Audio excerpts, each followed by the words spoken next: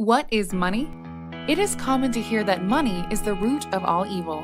We are told that money is synonymous with greed and that desiring it is somehow inherently bad. This is not true. Money is perhaps the single most important creation in the history of mankind. Just take a moment to consider a world without it. Think about all the things in your life that you enjoy. A house, a cell phone, a book, a new computer game, new clothes, car, a meal at your favorite restaurant. How many of these things could you provide for yourself? Luckily, thanks to money, you don't have to. Instead, you can specialize in doing a specific task. Maybe you play music, or build surfboards, or repair cars. And then you use the money you earn to buy products or services from others.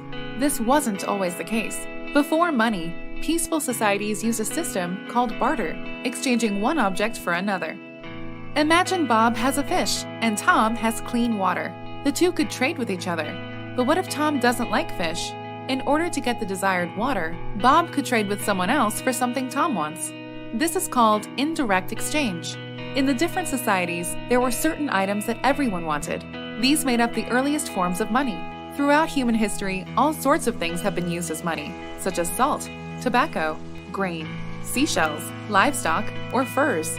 Over time, societies ended up embracing some form of metal, such as gold and silver, as their preferred form of currency. Why is this?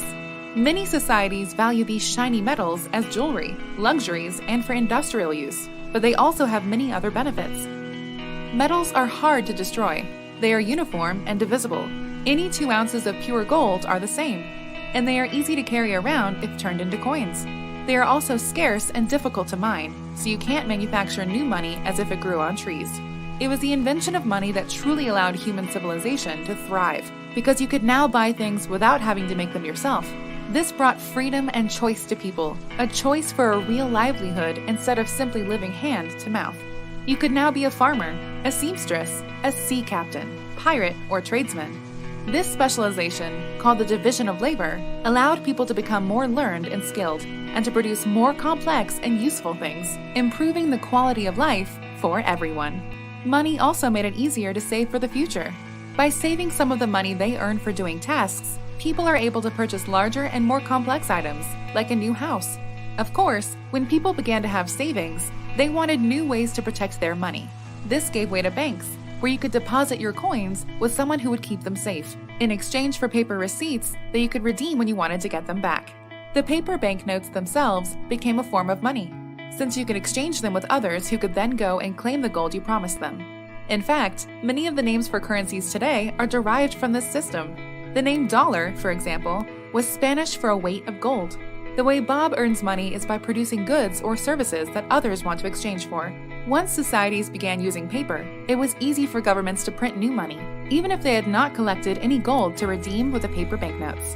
Throughout history, this has been a popular way for governments to generate new money because it was easier than other options, such as collecting taxes. Although this was good for politicians, it was bad for the rest of us, as our money lost its value. This is called inflation. During the 20th century, we saw governments completely take over money. In America, you used to be able to exchange dollars for gold, a system called the gold standard. In 1913, America created a central bank, the Federal Reserve, which began creating new dollars without new gold.